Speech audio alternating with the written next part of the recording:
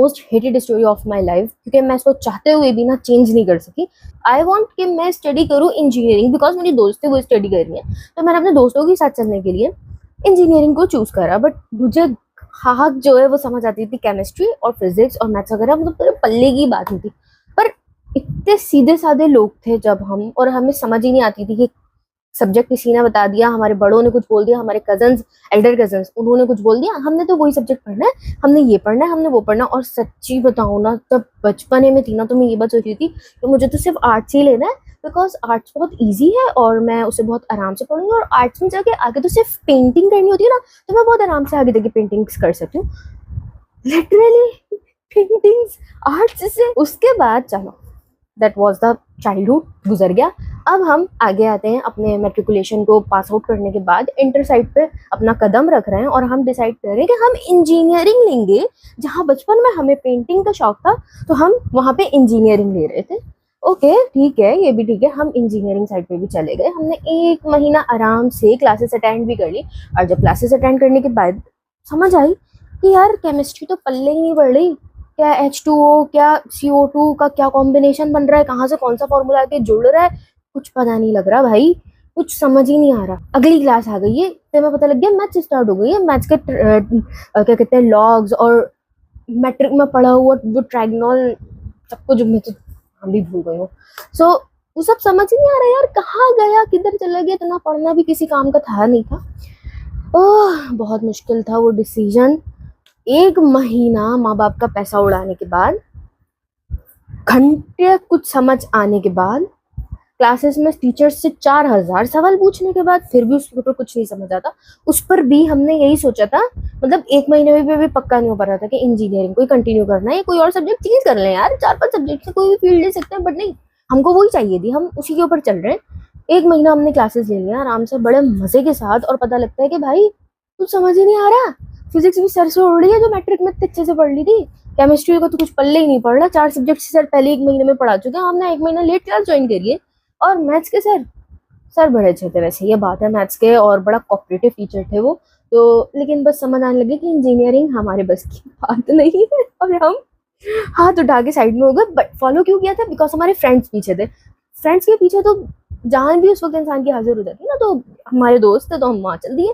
और दोस्तों की बेसिक्स क्लियर थी, सही है, मतलब उनके पेरेंट्स बड़े अच्छे किस्म के थे। बच्चे की तालीम पे नो कॉम्प्रोमाइज। बच्चे ने बोला हमें फला जगह जाना है, हमें फला जगह भी जाना है, हमें फला जगह भी जाना है, तो पेरेंट्स ओके बेटा जाओ, कोई बात नहीं, दौलत की हमारे पास ढेर लगी है, तुमको जहां पढ़ना है पढ़ो। लेकिन नहीं, हम नहीं पढ़ सके, हम बहुत ज्यादा अमीर थे। हमारे माँ बाप कहते थे एक ही जगह पढ़ो। मैं तो कहती हूँ ट्यूशन जाने की भी जरूरत नहीं है, घर में ही बैठ के पढ़ो, हमने भी तो घर में पढ़ा है। तो बस यही बात थी जो हमें इतना आला मुकाम पे ले गई, और फिर समझ आया कि कुछ नहीं हो रहा भाई, कुछ नहीं हो रहा। इंजीनियरिंग के 1 महीना गुजार लेने के बाद समझ आया कि इंजीनियरिंग समझ की बात नहीं है हमारे। ओके 1 महीना गुजर गया, सब्जेक्ट चेंज किया, चेंज करने का सोचा कि कंप्यूटर साइंस लेंगे, और कंप्यूटर साइंस की फील्ड में सर से जाके मैथ्स का टेस्ट, टेस्ट वाले दिन सर पूछते बेटा लेट क्यों आए, मतलब तुमको लेट आने की क्या जरूरत पड़ गई, तुम हमेशा टेस्ट में लेट आ रहे हो, कोई भी टेस्ट हो, मैथ्स हो, फिजिक्स हो, केमिस्ट्री, किधर गायब हो भाई। सर वो फील्ड चेंज करने का सोच लिया, और नहीं पढ़ेंगे आगे, हम इंजीनियरिंग नहीं पढ़ी जा रही सर, बर्दाश्त नहीं हो रही हमसे। तो सर कोई बात नहीं बेटा, टेस्ट तो देना पड़ेगा। सर क्यों टेस्ट, क्यों, अब तो सब्जेक्ट चेंज कर लिया, अभी भी काय को टेस्ट। बेटा सब्जेक्ट कौन सा लिया है, सर पूछते हैं। Sir computer science. क्यों कंप्यूटर साइंस में मैथ्स नहीं होती।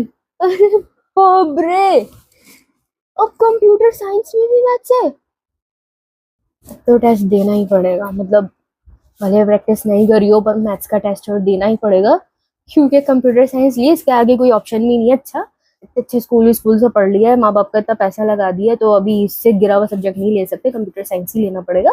तो कंप्यूटर साइंस की वजह से मैथ्स टेस्ट की क्लास में इंटर होना पड़ा, और खाली पर्चा सर को सबमिट करवाना पड़ा, बिकॉज हमेशा की तरह एक बार और जलील होने के लिए तैयार हो जाओ, क्योंकि आपने सब्जेक्ट चेंज कर लिया, मुबारक हो। और ओके सही है, ठीक है, कंप्यूटर साइंस का सब्जेक्ट हमने ले लिया, और अब हम वही कर रहे हैं जो हमेशा करते आ रहे थे, टेस्ट में फेल, टेस्ट में फेल, टेस्ट में फेल। बट अब I proud to be failure, because मैं अपने आप को एज अ प्राउड फील करती हूँ। अगर फेलियर्स नहीं फील किए होते तो सॉरी फेलियर्स नहीं फील किए होते तो शायद बार बार गिरने की इतनी आदत भी नहीं होती। तो मतलब गिरने से मुराद मतलब इतने फेल होने की आदत नहीं होती, मतलब बंदे को इतना आइडिया हो जाता है ना कि भाई अभी हम कर लेंगे तो कोई बात नहीं, हमने स्टैंड हो ही जाना है, कोई बात नहीं, इस बार भी हो गए फेल तो फिर उसे स्टैंड हो जाएंगे।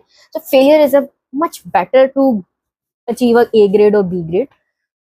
तो बस बहुत मुश्किल और बहुत ज्यादा डिफिकल्ट टास्क था अपने सब्जेक्ट को चूज करना, बिकॉज उसके बाद भी क्योंकि जो जब अच्छा कुछ टाइम पीरियड होता है ना, जब मैट्रिक के बाद आपका जो रिजल्ट आता है, तो हमारा जब हमने मतलब हमने अपने टाइम में जब मेट्रिकुलेशन किया था तो कुछ 8 से 6 महीने का गैप आ जाता था, अब थोड़ा कम हो गया। तो उस टाइम में हमने कंप्यूटर साइंस लेने के बाद भी हमें पता लगता है कि जो फैकल्टीज में मेरिट्स हाई हो चुके हैं। मतलब इतना दुख भरा दर्द था ना, ये इतना दुख भरा था कि मेरिट्स हाई हो चुके हैं, आप वो सब्जेक्ट अब पढ़ ही नहीं सकते जिसकी आप पिछले 4 महीने से स्टडी कर रहे थे। Can you imagine? मतलब भाई साहब, मतलब मैं तो हिल गई थी जब मुझे समझ आया कि मुझे वापस इंजीनियरिंग में ही जाना पड़ेगा। और मैं ऑलरेडी जहां पहले मैंने 1 महीने की क्लासेस मिस करी थी, अब वो 4 महीने की क्लासेस हो चुकी हैं जिसमें केमिस्ट्री भी शामिल है। हाँ याद आया, केमिस्ट्री चेंज होकर आपका कंप्यूटर साइंस आ रहा था। सो मैंने बोला अब ये क्या हो गया, अब मतलब 1 महीना कवर हुआ नहीं था, अब ये 4 महीने कैसे? लेकिन चलो जैसे तैसे करके वापस आना पड़ा इंजीनियरिंग में।